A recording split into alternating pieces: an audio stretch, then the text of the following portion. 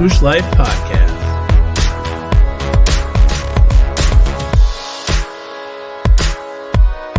Season 3.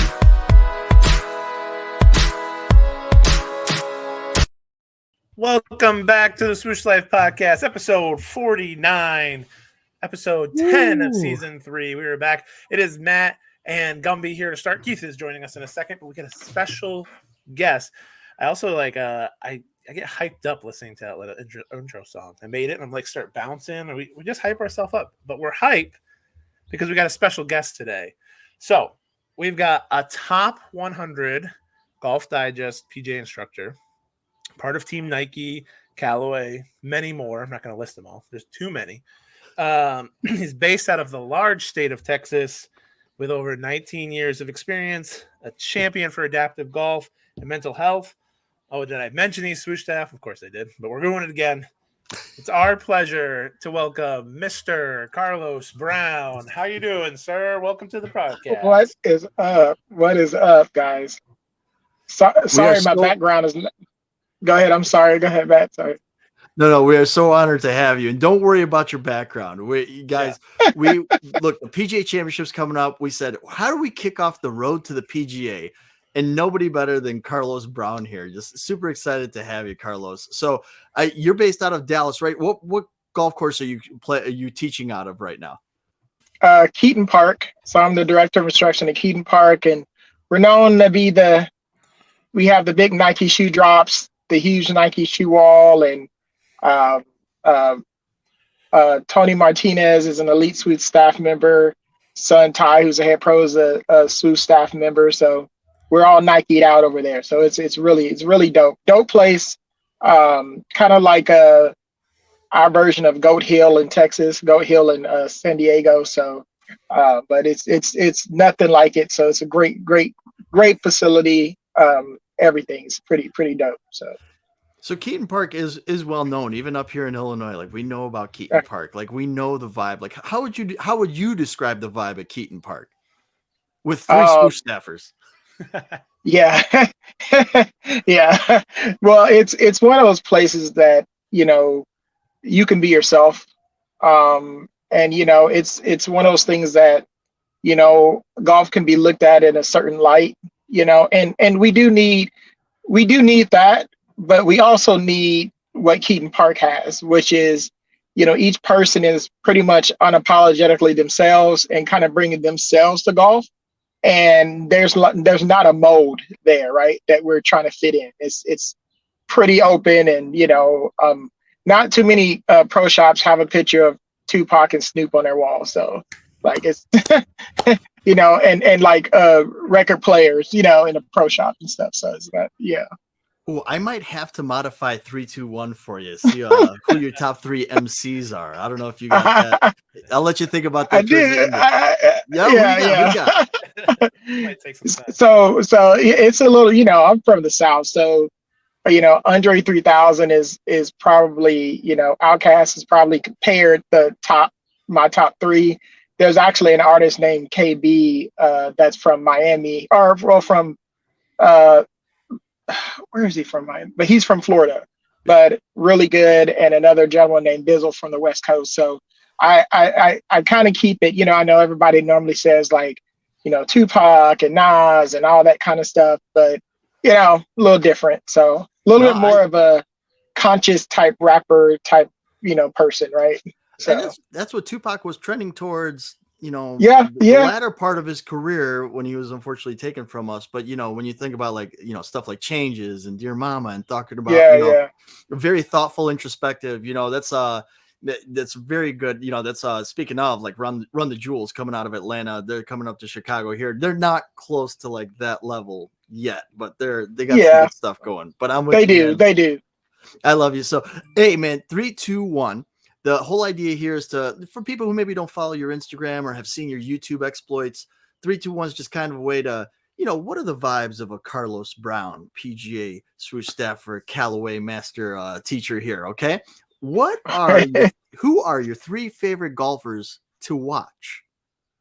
Okay. So it's always, to me, it's always Tiger. So that kind of goes without saying. So if we took Tiger out of the equation, right? Because that's just, that's always going to be, 1, 2, 3 now. But I said Tiger. Yeah, my 3, 2, right. So you can say it. So, but I would go Finau, Nelly Korda, and and John Rahm. Yeah, man. Those are my 3 outside of Tiger. Yeah, Nelly getting the T3 out there at the Chevron. She sank the long putt, but the putter wasn't necessarily working for her the whole time. But man, Nelly back to world number 1 as of today, as our recording with Mr. Carlos Brown. I love it. So yeah, you know what the thing was with 3, 2, 1 on that 3? I used to tell people, you know what, maybe not include Tiger because we're all always going to include Tiger, right? But then I thought, you know what, maybe there's somebody who wants to take a leap and say no. But Tiger draws the numbers, right? So number 2. In 3, 2, 1. Now, these are your 2 favorite Nike golf shoes. So, this could be past or present. Okay. So, number 1, the TW13s. Number 2. He's just on the program. Have you been listening? You've been a stand from day 1. He knows it. He did his research on us. He's coming. Hey, man.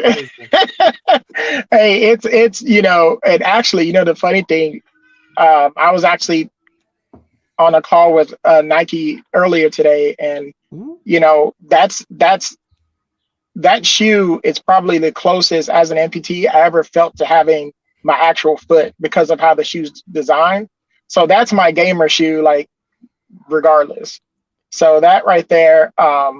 My next one is actually the Nike Infinity Tour with the boa. So that's a guy. I know. I've been on the hunt for a pair of boa shoes, and then they always throw like a wide. It's always like the boa wide. I was like, can I just get a regular boa? I don't think we've had like a regular boa since the Lunar Command, which is back in the day. So here's the number 1. And this is not a golf shoe, just Nike shoe in general. Carlos, what's the number 1 shoe that Nike has ever made in your mind? In my mind, man, it's tough because right now I probably have 3 pair of the the Nike percent. It's a running shoe. Nike percent. What is it? The FX, the Nike. It's one of their running shoes that and I just said this maybe like an hour or 2 ago, and but it's one of their top running shoes. Yeah, and it's one of the new, but it's like the Nike. I think it's like the Nike Infinity percent. Yeah, it's usually like Infinity. Like we always get mixed up here too because there's the Infinity Tour from last year, and then we have the Infinity Tour NXT Next Percent. So we call it the Next Percent. We call it the NXT. We always like mix up everything. So I appreciate the listeners half the time like we're saying the wrong thing. So don't feel bad about that at all. Like, no worries. Well, it's the Next Percent running shoe, like the NF or something like that. But it's the one with the wide front and it narrows going back, and it kind of has that separate. I know a lot of the Nike athletes in the Olympics wore them. For just their normal running shoe, but it's that shoe. So it's it gives me a little pep in my step, so I got to go with that. It's that reactioning. So I'm going to hand it off to Gumby's going to take you a little bit as we delve into the mental game. But for those that are maybe unfamiliar with your story, like I've seen a lot of cool stuff, a lot of cool content about you, but in your own words, like how would you tell people your story? It is, excuse me, gentlemen, let me get my AirPod in without turning you off. I've been known to do that. Okay. There you go. All right, good. All right, so I guess it's one of those things that I'm trying to think of a non-trilogy version of it, right? But it's just I always say it's a story about slaying giants. And so to make a long story short, there's a surface level in how my amputation happened, but the underneath the surface level was a lot of depression that I dealt with, which led to which kind of caused the amputation to really happen. And so during the process of healing with on the outside with my leg, I was healing internally, and I had to deal with it. I couldn't run literally, so I had to kind of, really deal with that and handle it and get counseling, and my faith had everything to do with it. And so it was just one of those things that, it's a perseverance, and just conquering challenges in your life. That's really what my story is about. And Gumby, I know you got the next question, but I got to tell you a story real quick. Is I went to a baptism, and the preacher, it was in Evanston, Illinois here, and he made did he make something just beautiful, very similar to what you said about how we all have giants to slay. And for some of us, this giants are bigger than others, right? For some of us, it's I don't pay my cable bill on time. That's a little giant to slay, right? Like we can make ourselves better. Depression, that's a huge giant to slay. So I just want to say I applaud your openness and your honesty, and I think what you're doing is just beautiful. So hey man, if you got the trilogy version, go ahead and tell it. This is your opportunity. No rush here. Well, Gumby, were you going to say something?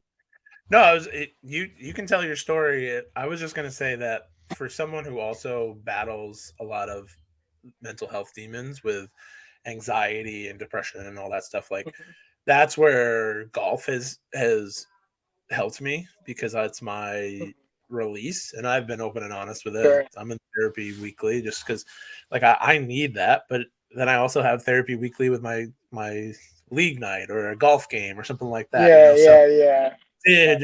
Did golf kind of pull you out of it a little bit, or was it just kind of riding alongside, and it was your job, and so like you had to take extra steps to get above it, or was it kind of a slight saving for you?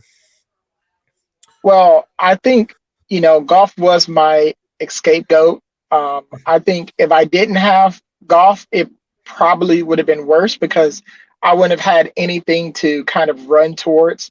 The problem was my job was my identity, and that was the problem because, I always tell people like, Superman, Clark Kent is just as important as Superman because he creates balance for Superman. But if you're always Superman and you don't have like a Clark Kent like moment or time in your life, there's no balance, and you're always ripping and running and trying to save, and you never just deal with things, right? And so every time I had like my golf clothes on or working, that gave me a distraction, and I felt invincible because that was an area where I was okay in. But I never took off the cape, Yeah.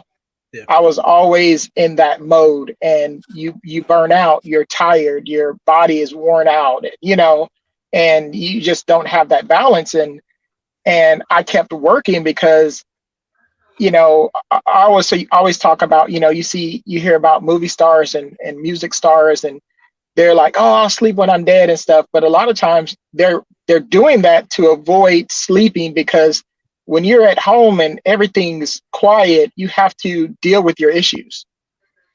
So much easier to party until you're drunk, until you just fall from exhaustion, instead of dealing with your issues. And, I think the most sought after thing in the world is peace. That's something that people would trade in millions for, is just a day of peace, And so, I spent so much time, ripping and running and doing things in golf.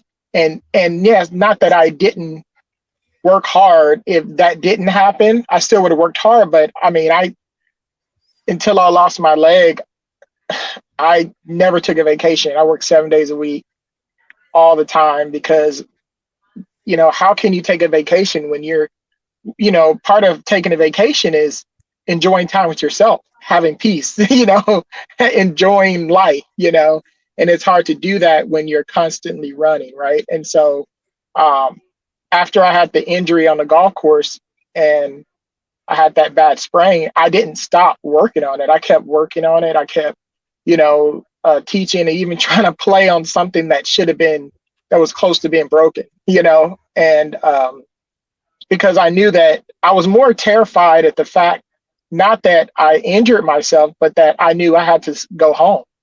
I knew I couldn't do anything, and I was scared to stop. Right. And so, my amputation actually saved my life.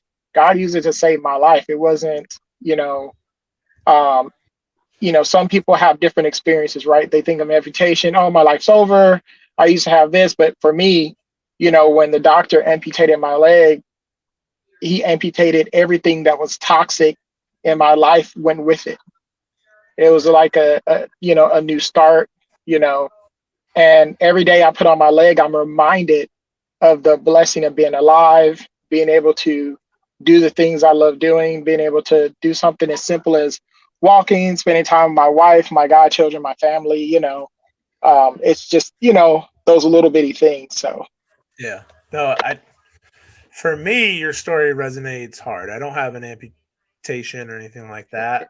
But I have a similar background and the fact that I had a large persona in college.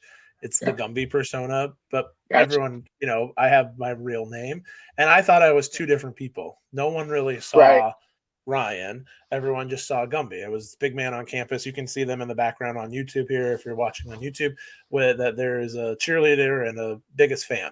I led college game day twice. Like, that doesn't happen. You know what I mean? So and then I felt, as I think why celebrities turn when they hit their max of celebrity status, why they may turn to drugs or something like that, as that, because you miss that high in a sense. And this is not about me, this is about you, but you're no. You miss this high, and that's why they turn to that. I did not turn to that. But it's one of those things where, like, that's Superman versus Clark Kent, right? Like, and so that's the turning it off versus not. And that's where I found golf, quite honestly, is after college, because it was like a release and it was an escape. And then I worked a job that I didn't stop at. Like, did not stop. We worked, I think one day I worked from 8 a.m. on Saturday morning until 6 p.m. Sunday night with no breaks, like fully. And that was only a couple times a year, but it was a lot. And I started having anxiety attacks, panic attacks. And so I had to get out of that situation. I removed myself from that situation. I got into a better job, but like, people work all the time at my job, like late nights and stuff like that. And I'm like, why are you doing that? Like, why are you? They're like, well, we have to get it done. I'm like, you can get it done tomorrow. Like, your life is not based off what you do for a job. Yes, it pays your paycheck and you can live a life because of it, but like, you cannot succumb to it. And I think that's what you're saying, is that you found a way to not succumb to it and to do it. Unfortunate, it was an unfortunate circumstance, but like you said, it saved your life, and you're on the right track now, and everything. And so more into the mental side of golf, and how do you bring this new lease on life and new thought process to students you're teaching, to people? Like, how do you bring it to your golf game to like understand better? Like, I have Zen Golf here. I try to read this book. I really was excited about reading Zen Golf, and it's very zen. It puts me to sleep. So, like disease. But like, it's something that I need help with is controlling sort of the mental side of the game a little bit more. And I meditate sometimes. Obviously, like I said, I'm in therapy. But so what do you do to sort of A, help your own mental side, and B, help the players and the students that you are coaching unlock that kind of potential through like mental exercises or anything like that? Sure. Can y'all still hear me well? Yeah. Okay, good. My other fell out, so. He's like, got one leg. Carlos is going to an event tonight, so he is joining us, for those listening, joining us from his car before he gets to the event. So we're really appreciative of his time. No. This is awesome, guys. You know, I'm a big fan of you guys, so that's easy. But to answer your question, you know, one of the biggest things is, we always talk about golf is 90% mental, but nobody really talks about it. It's just like, oh, golf's 90% mental. What does that mean? Focus. And then you just keep moving like there's no, but really what I try to focus on is, first we have to understand who we are, and then how it aligns with what we're trying to go in golf. A lot of my players, I have them take personality tests, and it's to figure out, like, how do I react under pressure? What's my tendency as a person? Because, a lot of times books and certain things don't help as well as we want them to, because if we don't understand what we're really truly looking for and how we can be very intentional when we actually work on the mental side of it, and even accepting that we may be that person they're talking about in the book, right? It's really hard to actually apply it. And so we end up, looking at it and going like, okay, this might work with me, this may not, but it's really figuring out, okay, first off, am I a left brain dominant person? Am I a right brain dominant person? Am I a little bit in between? How do I handle pressure outside of golf? Because golf is just one activity we do throughout our day, right? So we respond to pressure and situations the same way, no matter where we are in life. It's just that you may not be able to respond a certain way at work or at church or at a friend's house or at a funeral or whatever, right? You won't. And golf is an excuse to kind of let it out. And so we think we just have that situation in golf, right? But it's actually, we respond to it the same way no matter what we do. It's just that it might be amplified in a different scenario or environment, right? So first off is kind of going, okay, so how do I handle that? What is my number one response when things don't go the way I want them to go? Well, in the past, I normally get frustrated or break down or whatever. Or am I the type of person? So sometimes people that are normally left brain and very analytical, they need to actually have a plan in how to be successful in order for them to allow themselves to be more right brain and be more athletic. People that are very right brain dominant, very creative, they can see situations and how to attack it, but they may need a skill set that they need to develop in order for that reaction to happen. But a lot of times it's like a kid that can't communicate what they want. After a while, they get frustrated and they get angry because of frustration. And sometimes we do that. We can't see a solution to our problem or how to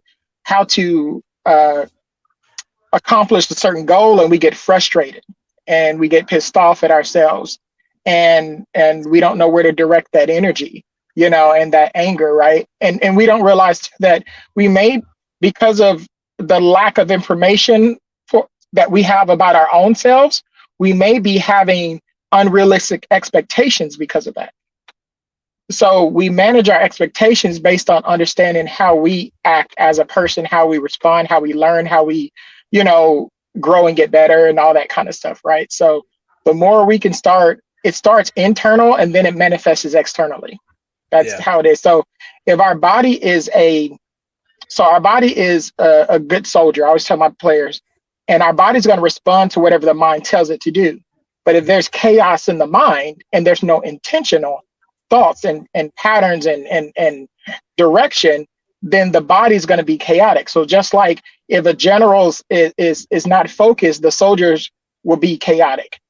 They don't know what to do, and it's a mess. It's a crap show, right? So, the more we, focus on how we need to respond to situations, how we react to situations, how we learn, how we, then we are able to kind of go, okay, now here's my goal. Now, what are the steps I need to do to get better in that area? Instead of it kind of being a crapshoot because we're guessing, right? We're just like, stop being angry. and that's not going to help because that's just not how things work. And we may be like, okay, I'll give you an example. So I have a player that he's like, man, I'm just so angry and frustrated all the time. Well, how are you in school? How are you in school? Or how are you in situations? Like, why are you frustrated? Well, because when I don't accomplish a certain goal, I get very mad. I get very upset. Okay, well, why can't you accomplish the goal? Well, because then he starts going into how he thinks he should accomplish the goal, but then that plan is not realistic. So he's already setting himself up for failure because when he starts to say it out loud, he goes, okay, that makes no sense. There's like no way I could do that. Right. But internally, it made all the sense in the world because he was unaware. Right. The more he starts, listening to himself and starts saying that, okay, guess what? No, that's not the right way to go about it. I actually have to do X, Y, and Z, and then this will happen, and then that will happen. And a lot of times in golf, we try to control things we can't control. We can't really control our score. We can control the process in which, the process and how to shoot the score, but we can't really control the score. We can't control the ball where it goes after it leaves, but we can control the process in what we do before we strike the ball, right? This is me chipping lately, is that I think that I can chip in every single time, and I cannot. And then I get frustrated when then I blade it over the green, or I've left myself a 6 to 8 footer for a par save, and then I miss it, and then I make a bogey. It's like, if I'm just chipping to chip and get it to like as close as I can, not try and make it, but get it as close as I can, I'm a decent chipper of the ball, but I'm probably going to have more of a 2, 3, 4 footer for a par save, not a 6, 8.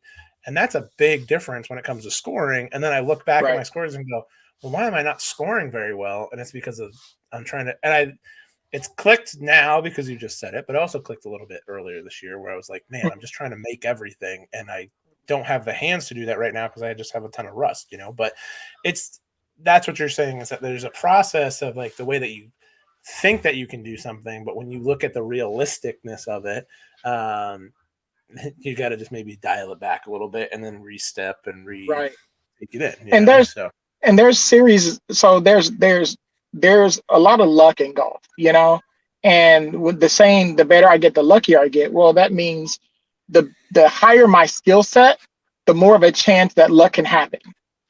And so if I focus on just getting the ball actually close, I'll probably have more go in, right, than trying to make it. Because if I'm trying to make it, then I'm changing how aggressive I'm getting. I'm actually changing my thought process, not to being in the present, but I'm focusing on the future tense that hasn't happened yet. Yeah. So think of it like this. I can walk without falling if I'm focusing on walking.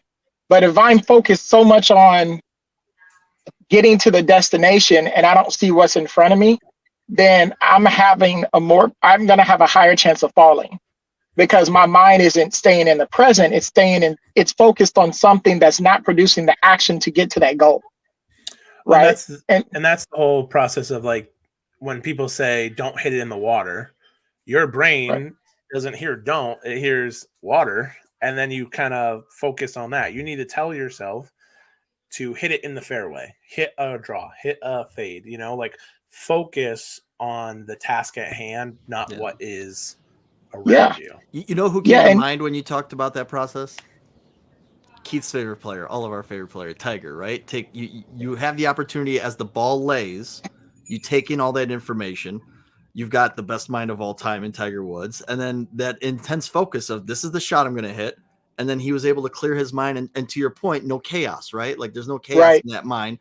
He has made the right decision. He has all the shots that he can do and he would execute them. And I think that's just man, does that remind me of Tiger and why he's the greatest of all time. But our biggest Tiger fan here is Keith. And I know Keith has a couple questions for you. Awesome. Yeah. Carlos, thank you for coming on and everything like that. Yes, with all this mental talk helps us. It helps our people that listen to us too. And it helps Gumby out, helps Matt out, helps myself talking out. Talking about left brain, right brain, I've never thought about that. Like I've never thought about. I know that I'm a creative person in general, but then also on the golf course, I try to be. But I've never thought about the process of it now, and that will help me. So yeah, I'm just saying it helps us each week, us talking to each other. It helps us get our emotions out. It helps us with our golf games every week if we're playing every week. And hearing it come from you it's awesome. Your stories and everything, it's unreal. So we all want to know, how'd you get into the game? Was golf your first choice? Did you play something else? Football, basketball, hockey, whatever.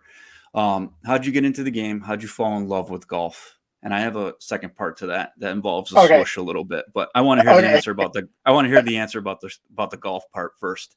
Okay, cool.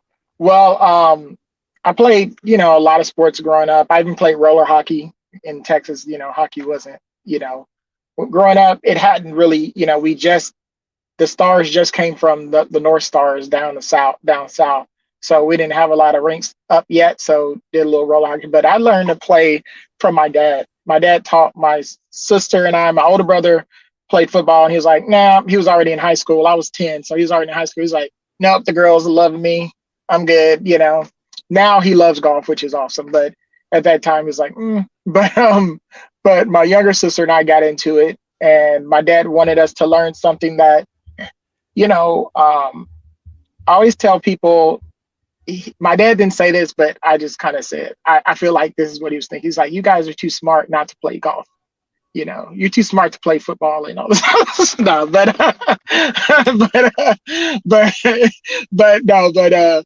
it was something that actually I didn't realize this till later on, that I was an individual sports minded kid.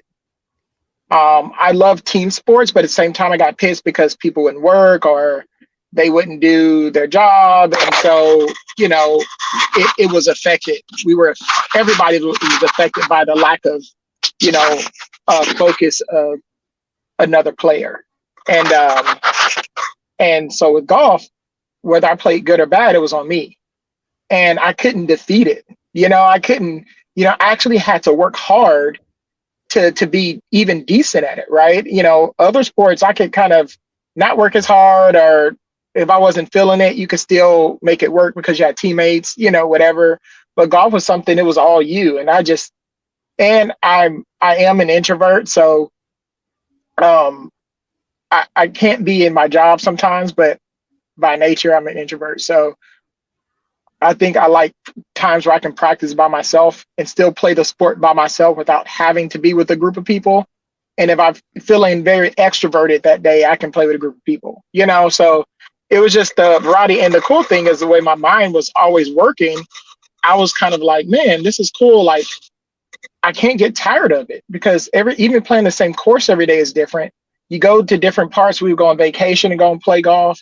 And it was never the same field wrapped in a different covering, right? It was never the same group of teams you played. It was always somebody different for the most part, right? So it was just, so with my mind that moved fast at times, it was really cool it was always changing. So you could never really get bored of it. So that was the thing. So that was the story, the origin story. That's true, great. though. You cannot get tired of golf. Yeah. No, that's great, because we all have our stories of how we started, how we picked up the club, because we've all played golf, for a while now and everything like that. And it goes back to me being, playing hockey and stuff like that. It was a team sport. Loved it. Loved to battle with each other. Loved to, have teammates and stuff like that. But golf just took it to a different direction, individually, mentally, and it was great. I had a season of hockey and a season of golf. It went hand in hand. Hockey was over. Awesome. Golf took over. And then once I knew my college career was over, I wasn't going pro or anything like that. Golf has definitely taken over my life. And Nike has taken over my life since I was a kid playing hockey. So I want to know, how'd you fall in love with the swoosh? Have you always been a fan? Has it been recently or anything? I've always been a fan, man. I've always been a fan, and I think my sister said this once. My sister's a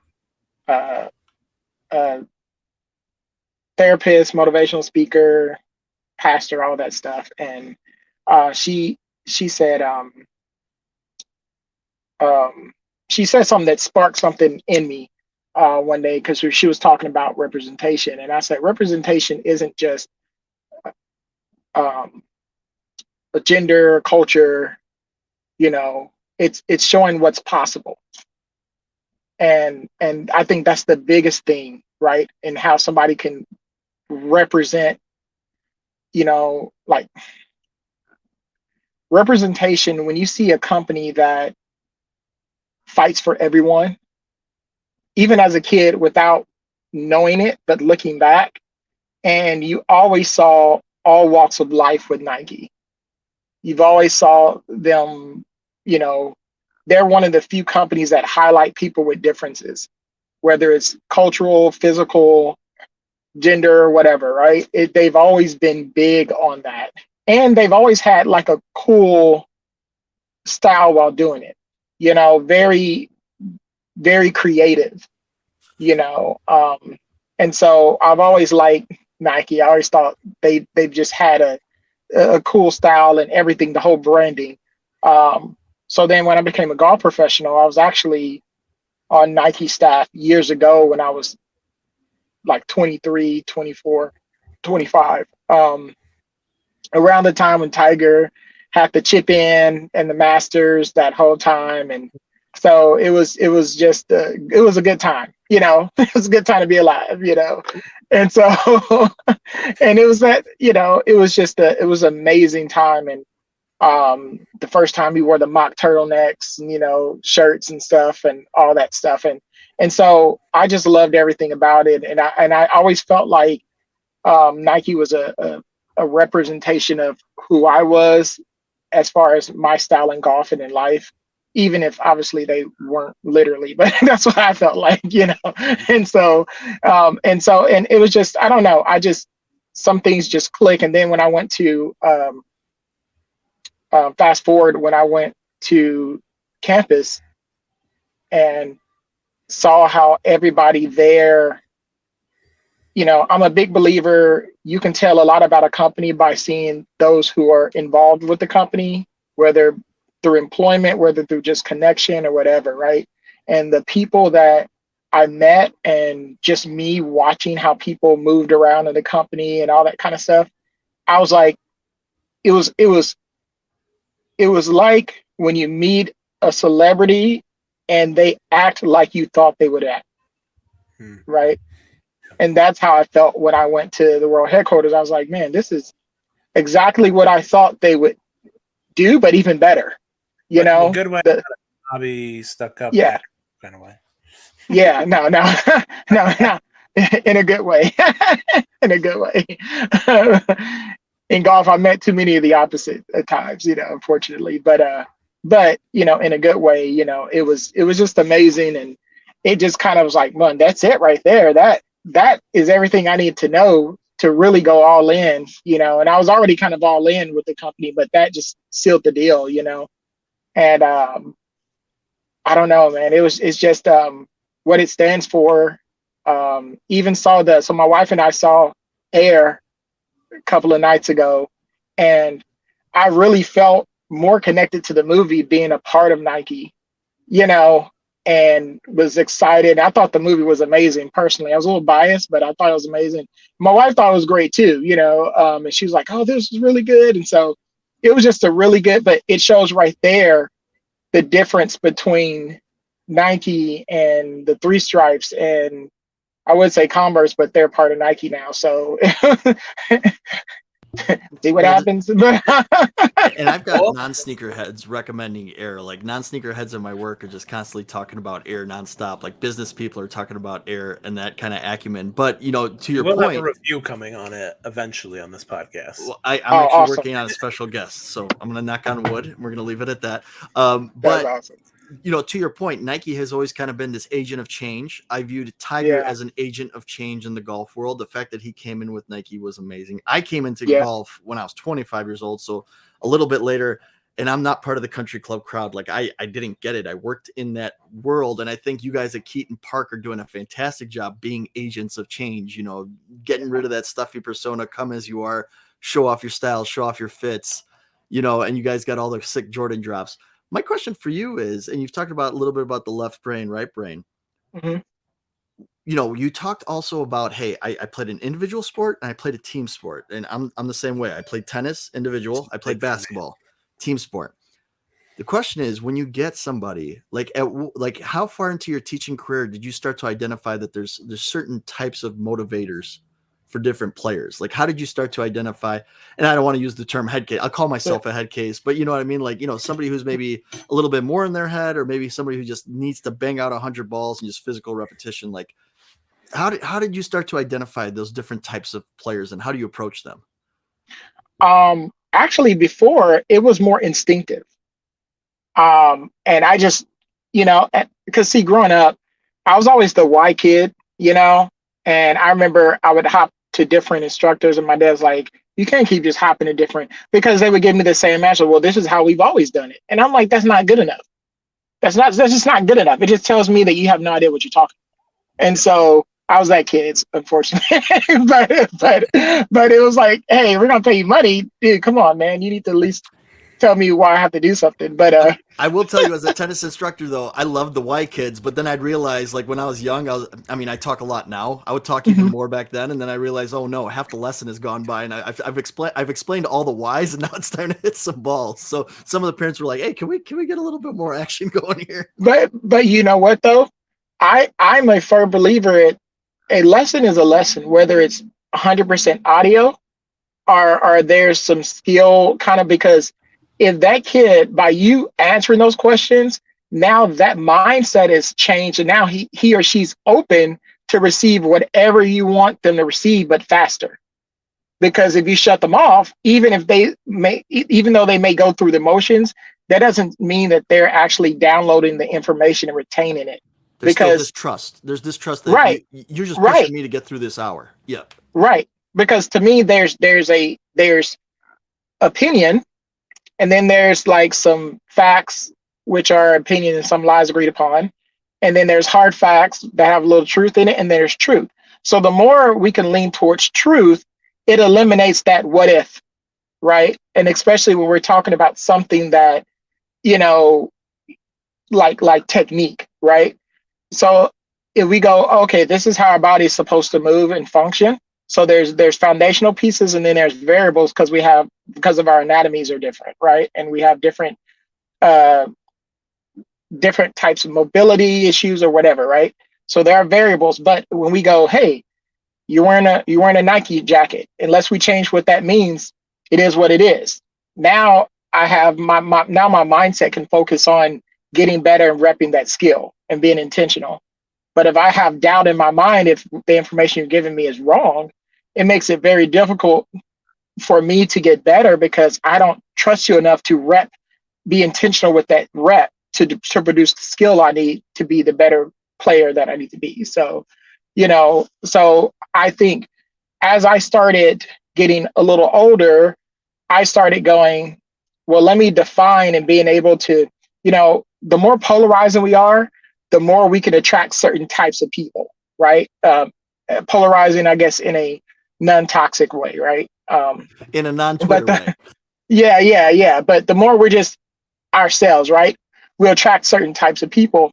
So the more I start going, hey, I start noticing characteristics with people that are left brain or right brain are blended, and blended are players that may have a little bit of one side or the other, but it may stand out in certain scenarios, right? If somebody is very right-brained-ish, but they can be a little bit more left-brain, but that left brain only comes out under pressure or when they're playing or something.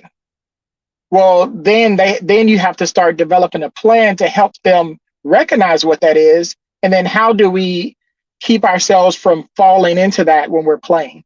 what are some cues and things that we can do to develop, skill sets and stuff to keep us from, making mistakes or going down that route or get into what I call golf quicksand, And so it's just, doing, like I said, having personality tests, communicating with them, having a conversation with them, and listening. And some pros don't listen. That's the problem. They're already stuck on, this is what I'm going to tell you to do because this is the system I know, and I'm already going to put you in that system, and we're going to just kind of mold you instead of actually taking the time to listen to what they're trying to say, because a person can say a lot about who they are even without them realizing it through conversation, right? They can talk about certain things and they can say that. So I give an example. If, like I mentioned earlier, if our body is a good soldier and our body responds to direct orders, now we have certain cues that our mind gives our body to perform a task, right? Now, some people are very audio, some people are feels, and some people are visuals, and it can be a combination of whatever, right? Some people can say, turn up, and that allows their body to move a certain way, right? But the key is helping that player figure out who they are. So whenever they're setting up to a ball, so you ever seen somebody, oh man, they make great practice swings, but when they step up to the ball, they don't perform the same task. It's because when we're doing our rehearsal swings, we're very intentional about what we're trying to do. And then we set up to the ball, and then we are very random now. We don't give ourselves the same order. Like, so if we look at a rep or a practice rehearsal motion, kind of like a rehearsal in a play, you're doing Romeo and Juliet, night of the play, you do Macbeth. It doesn't work that way, right? And so when we're repping something and learning something, if my cue is turn up, then I have to give the same cue over the ball until it becomes a subconscious intentional thought. So we have conscious intentional thoughts, and we keep repping them until they become subconscious intentional thoughts. Now, when people say, I think too much, I need to stop thinking. Well, the problem is if we stop thinking, we're dead, right? Because we always think, we dream, right? We don't stop thinking. The problem is we have idle thoughts. So whenever we don't have an understanding of what to do, right, or what order to give our body, and we're trying to find a cue to get us started because we can't be very intentional because we don't know what to do. So we're just grabbing something, and we have very idle, random thoughts. Our body responds that way. That's what happens when we actually think too much. We have idle thoughts. We have random thoughts. They're never intentional. And then when we say, man, it felt like I wasn't thinking at all. You were, but because when we're very intentional, it's efficient. So it doesn't feel like we're thinking a lot because we're given a direct order and there's no clutter in the way, right? And so our body's just responding to that order. It's like when you tell yourself to walk. Of course, it feels simple and not like you're thinking you are. You gave the order, but you're also not telling your body to do something else while you're giving that order to walk, right? So it's just being aware of that. So when we take lessons, what lessons are, they're discovering patterns, whether good, bad, or decent. But we're also discovering mental patterns, whether good, bad, or decent. Why? Because when we play golf and we hit bad shots and stuff, that forms some kind of PTSD, right? Some kind of traumatic experience. So anytime we have a traumatic experience, our body's always bracing for that trauma that's about to happen.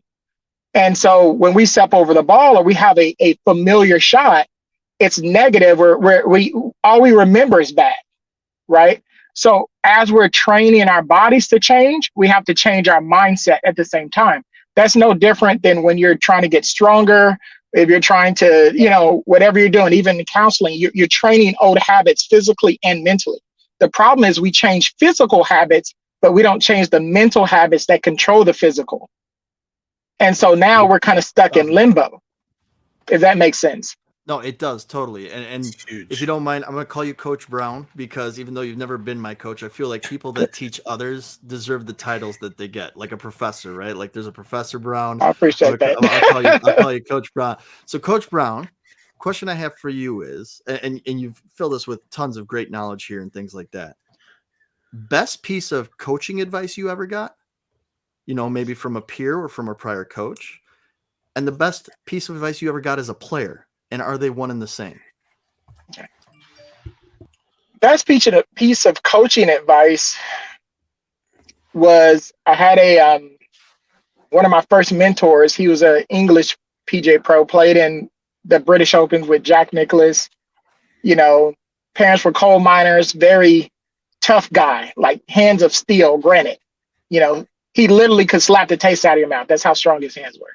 Like he just rough. It was he had to choose between coal mining and golf. Kind of one of those deals, right? And so, right, yeah. And I remember I came in with this "I'm gonna save the world" attitude, right? I'm gonna save the world one person at a time, and I sounded just like something from Captain Planet or some Saturday morning cartoon. I'm gonna do this, I was really hoping you were gonna say Captain Planet, and you did. It just made my night. There you go. Hey, our powers combined. Yeah. Gonna take your handicap down to 0. Right. That was awesome. That was dope right there. And so like a Captain Planet Coach Brown mashup now on the graphic Gumby. That's hilarious. Bunch of junior golfers with rings. They have no idea what we're talking about. No, not at all. But so he said, you can't save everybody. He said, not everybody wants to be great. And at first I was like, man, you just a hating old man. That was what I thought internally. I was like, what's wrong with you? You just bitter because you can't save everybody with your teaching. It was a little arrogant too, on my end, and naive and all that other. But he was right though, because it's the whole lead the horse to water, but you can't make them drink. And that was what he was trying to say, right? Is you can only control the information you give them, but they may not receive everything, and you just can't get upset if they don't. Not everybody's gonna hear that golf gospel and receive it. Some people are gonna reject it, right? And it's okay. That's what they want. But you can't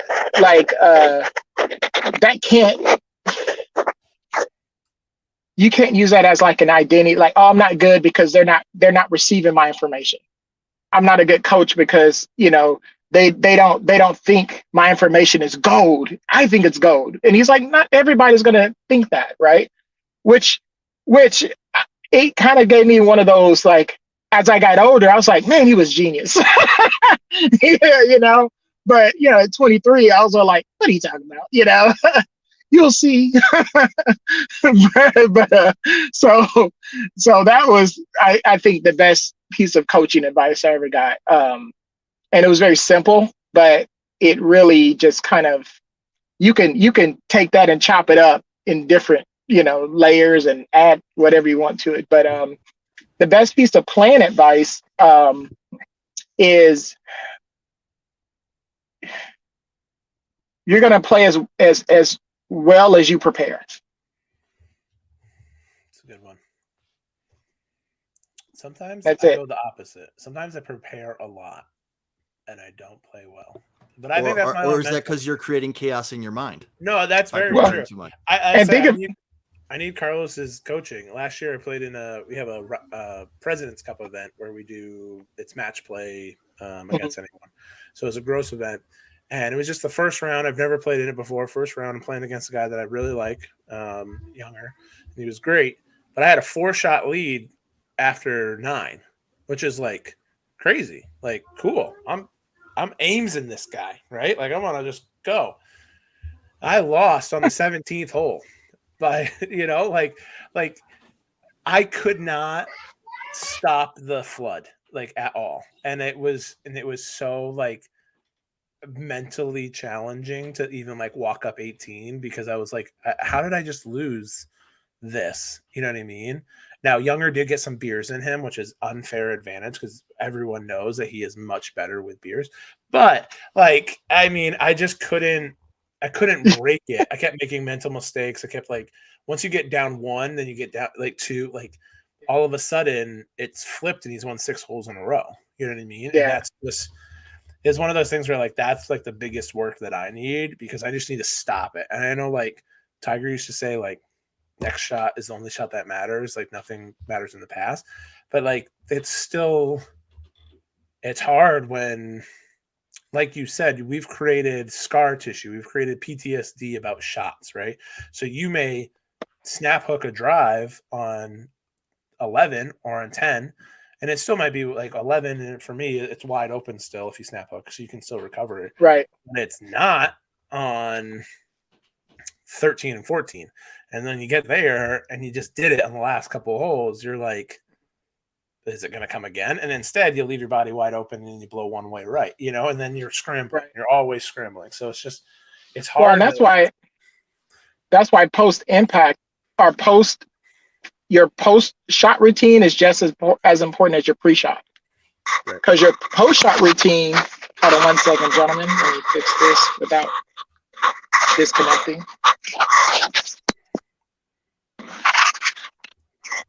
We still got you. Okay. All right. So your post-shot routine is going to affect, so I'll give you an example. So Jack Nicklaus hit a great shot on a hole and he had a ball in the divot. But instead of being pissed off about that situation, which would have affected that hole if he played it again, he would have thought about that, right? He hit in the middle of fairways and divot. And what he told himself was, well, this will help me stay down in my shot. Right? Annika, switch it, hooked the shot.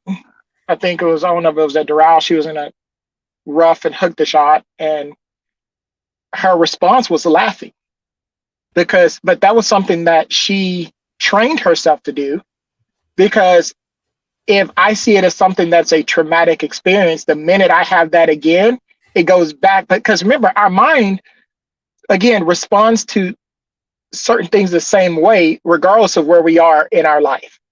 If we see it as a traumatic or kind of bad experience, we're going to have a memory of whatever that experience is, no matter where we are, right? Even if we're on a golf course. So we're here and this situation feels very familiar, and I hook it. Well, next time I may not hook it again. Why? Because to keep from hooking it, I'm gonna hold off on it. And now I'm gonna hit it in the trees right, because I'm trying to avoid that, instead of going, okay, I hooked it, dang it, I know what I got to do next time. And you have to practice. If I know the recipe for success, then even if I'm disappointed at the situation, I don't take it personally, because it's just a situation. And so things like this, we can rep something and it'll always develop a habit, but may not always produce a skill. Intentional reps and intentional focus produce skill. Reps in general produces a habit. So we can produce habits, but that habit may not be what we needed to win. And if you say, for example, never been in that position in match play and even being 4 up, then that now the focus is, how do I control my shots and stay in the moment when that happens again? And how do I learn to rest in the lead and rest in being uncomfortable? So when that happens again, I'm used to doing it. I'm used to learning how to perform under pressure. If you're not, you can't get upset if it's the first time that happened to you, it's just, you chalk that up as experience. Yeah. And then you go back and go, okay, so next time I'm in that situation, how do I rep and practice to be able to handle that situation differently next time? Because you can't be upset if you've never experienced, being 4 up, in a match play event. That's just. It's super funny because it's not the first time that something's like that happened to me. I've never played. And Keith is our like resident golfer. He's just so good at stuff he played in high school and all that stuff. And I've never played a competitive round. And I tried to qualify for a local like tournament. And I remember the second time ever qualifying. It's like a short hole. And everyone's like, just hit iron off it. And I'm like, no, like I played this in a practice round. I drove the green. Like I'm good. I'm not going to take driver because that's too nervy, but I know that I can just smoke my 3-wood. Like put it there, give me a chip. I'm great. You know what I mean? I snap hooked the 3-wood 3 times out of bounds off the first tee. Like that is just nerves. It's just not doing it. It's not anything.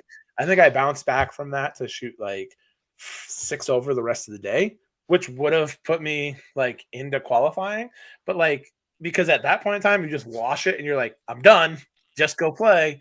But like, that's just nerves. It's just not doing it. So you're right. I'm excited to go play the President's Cup this year because it's like, I know that in at least first, second round, I got a chance. There's some good sticks at my club. But like, other than that, you know, it's still competitive. It's everything to the hole. It's all that, you know what I mean? Like when you play with your buddies on the weekend and that's good. Like, you know, it's different. But it's different. Yeah, everything is times 10 when you compete. Yeah, right? Your heart rate, everything moves faster. And if you're the type of person that is a fast thinker and mover in a controlled environment, you're going to move even faster unknowingly. And so a person that thinks faster, that means your rehearsals have to be extra slow to slow down your breathing through your belly. Belly breathing has to be slow and intentional to slow you down to bring you back to normal. Because if you're already a fast goer kind of person, you don't realize when you're moving fast. So you have to do the opposite and kind of just, you know, slow down. Or if I'm a person that I tend to be just slow, methodical, I might have to feel everything kind of get a little bit more aggressive, you know, in my rehearsals and my pre-shot routines and stuff. So. Yeah.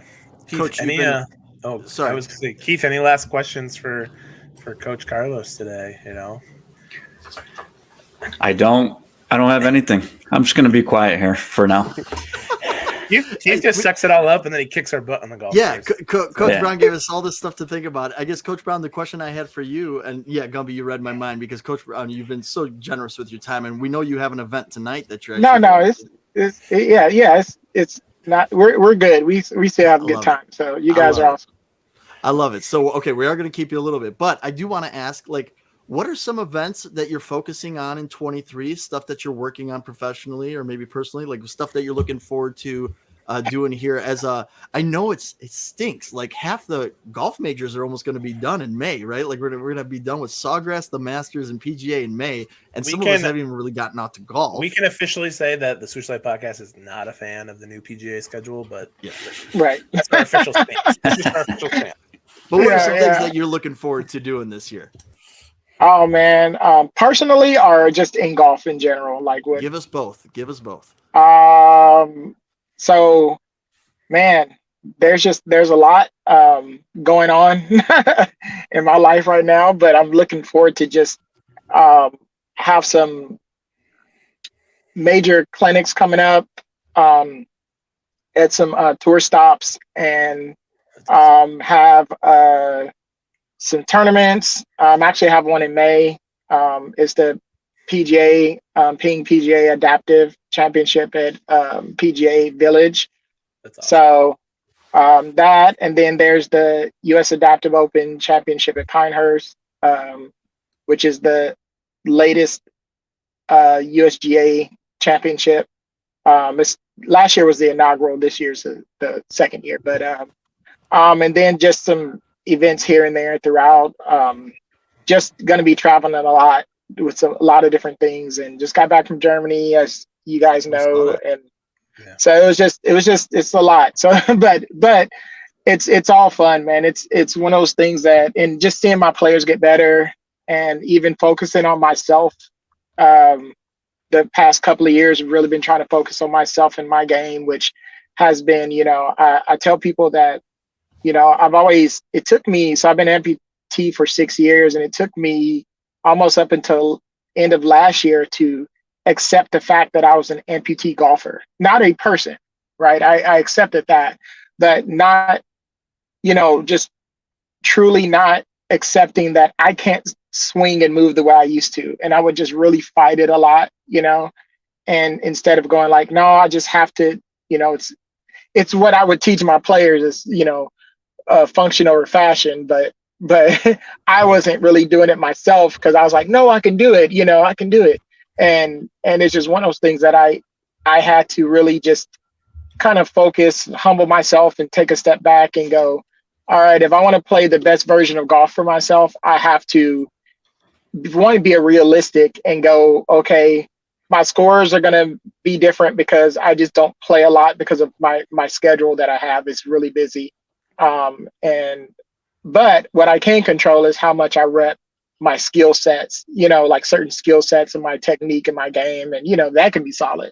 So I had to manage my expectations myself personally and not have these over the top expectations based on, me having more time to just really work on my game and play a lot, so there's just, me really just being more,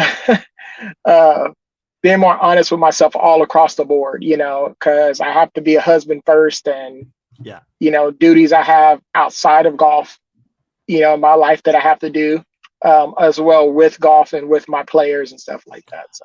All right. So since you said you could stay a little bit, we're going to put you on the spot a little bit with some Nike questions here. All right. So Gumby, sure. If you can pull up Nike.com, a lot of new stuff dropped in the golf section. I got a couple controversial topics I'd like your opinion on with what they've released. Okay. So Gumby's going to pull up Nike.com. He's going to pull it up. Now that we're on YouTube, we're totally up the side. Don't worry.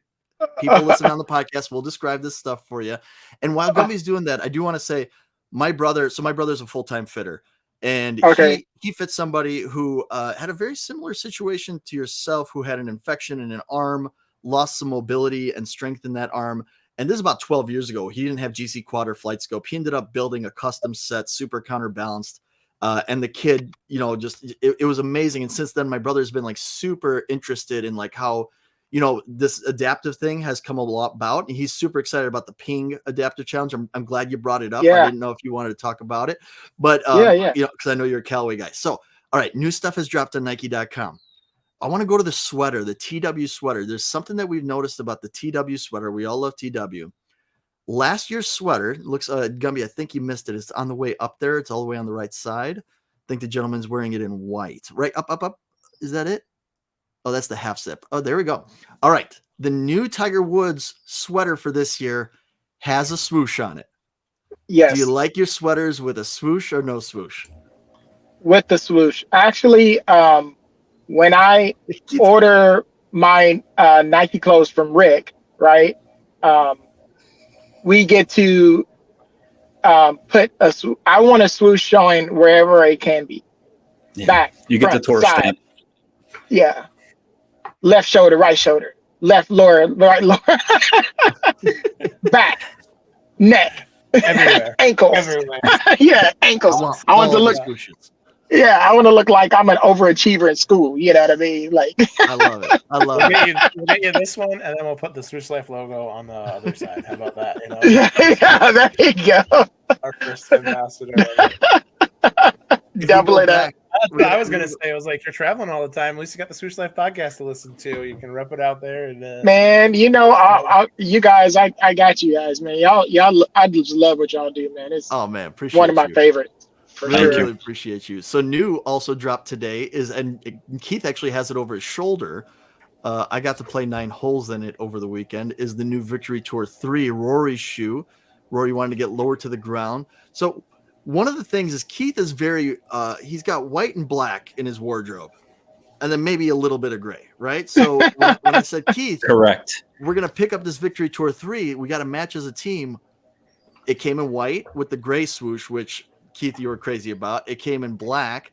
And then we have this gray with the blue volt gradient.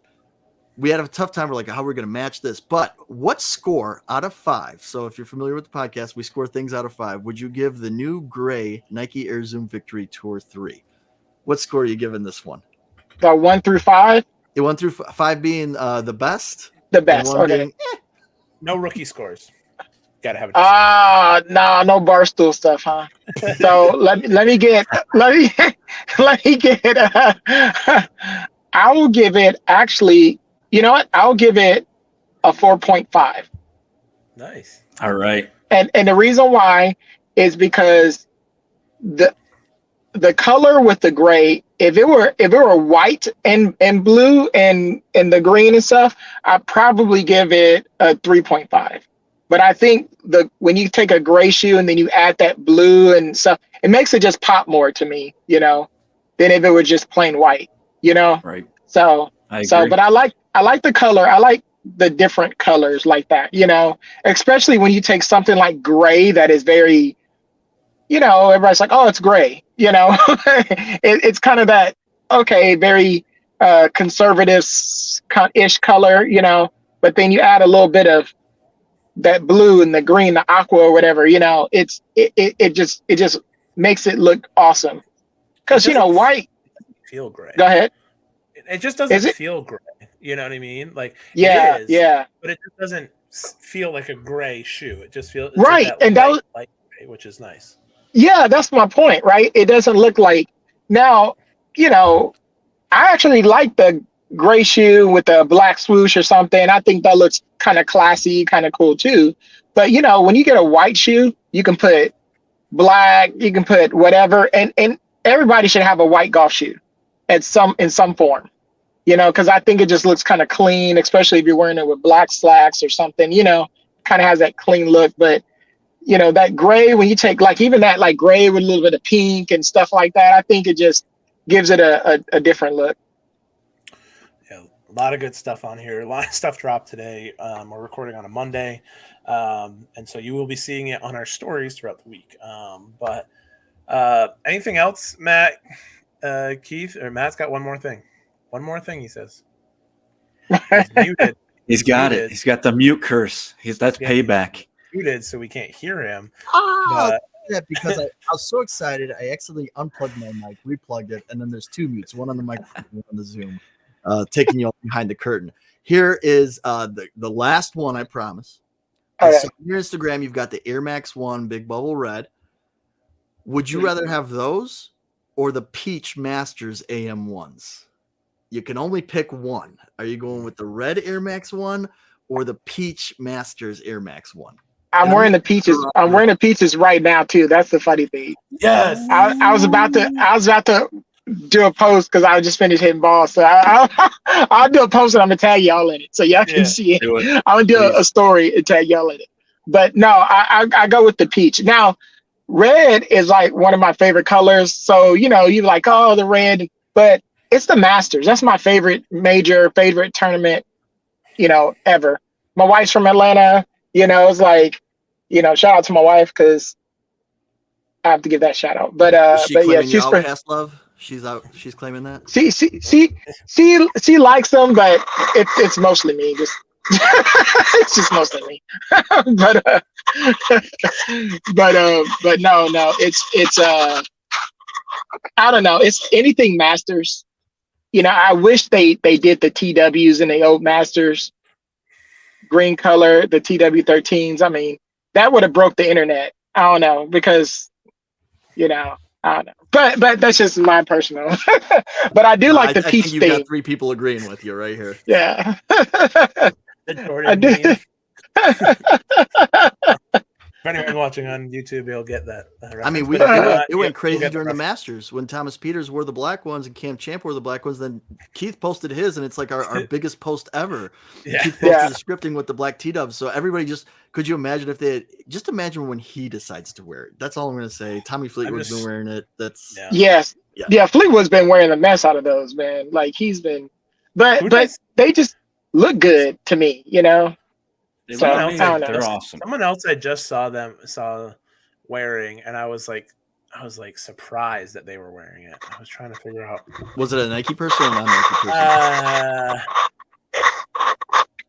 It was Bob Does Sports. It was Fat Perez was wearing TW13s, and he's more of a Jordan 1 guy. So I was just intrigued to see him wearing TW13s. So awesome stuff, Carlos. This is amazing. Like, just the insight that you brought tonight was great.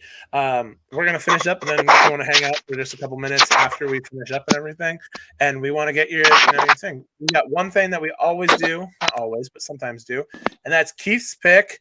Keith's pick is in Mexico this week in the PGA Tour. There's not many Nike guys in the field, so we're going to go 3, 2, 1, and then say the guy that we're picking because we're only going to pick one guy. You already mentioned him on this podcast earlier today. It's between Finau and Molinari, by the way. Yeah, Coach so Brown. on the count of 3, we're just going to say who we're going with. 1, 2, 3. Tony Finau. Yeah. Let's go, Tony. The whole family. We're going with the whole family. Right. For sure. So that's our Keith's pick this week. And then remember to become a supporter of the podcast by going to anchor.fn/the Swoosh Life Podcast /support. We might be changing this soon. We might be going to Patreon soon, as some people haven't had the best possible outcome with Anchor stuff. And we love Anchor, and they're a great supporter of us. But, we want to make sure that if people do want to support us, they can. And so, Keith, one more thing. What you got? I got one more thing. It's for all of us and everybody watching the YouTube video out there. You can kind of see a little sneak peek of what Matt, Gumby, and I are wearing right now if you watch the YouTube dropping on Wednesday. If you're listening to the podcast, maybe check out the YouTube channel, subscribe to it a little bit, and watch our videos from this year for season 3 so far. They're great. You get to see some descriptions. You get to see Nike.com, us talking, us showing stuff behind our backs a little bit more. But no, we got a little sneak peek coming. We're wearing them right now. That's all I'm going to say. So, Gumby, let's close this one out. All right. Thank you very much, Keith. Carlos, any last words for you? Do you want to pump up your Instagram, anything like that? Hit us with your final words for the podcast. First off, I want to thank you guys for having me on. I really appreciate it. Love what you guys are doing. Love the swoosh. So this is, match made in heaven. So, and what you're wearing is fire. So I have to stalk y'all on that. But yeah, you can follow me. Everything is Carlos Brown Golf. So whether it's Instagram, TikTok, Twitter, it's all Facebook, it's all Carlos Brown Golf. Go to carlosbrown.golf.com, and just want to say,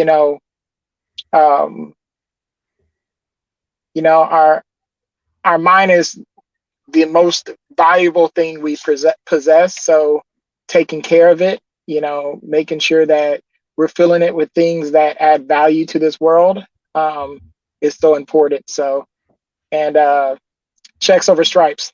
I'm out. All day. So for Carlos, thank you very much, Carlos, again for your time. We really appreciate it. For Carlos, Gumby, Nick, stop saying Nick. I'm reading Nike Golf. Just put your name, Keith, at the thing. So I stopped saying Nick. For Keith and for Matt, this has been the Swoosh Life Podcast. And we'll see you in the next one. Bye. Thanks for listening to today's episode. Make sure to go follow us on Instagram at the Swoosh Life Podcast to stay up to date on all things swoosh. And if you have any questions, comments, or business inquiries, please email us at theswooshLifePodcast@gmail.com. And lastly, give us a follow or review and become a supporter of the podcast at anchor.fm/theswooshlife/support. Thank you all for listening. See you in the next one. Checks over stripes, yeah, that's what I like, yeah, that's what we like, yeah.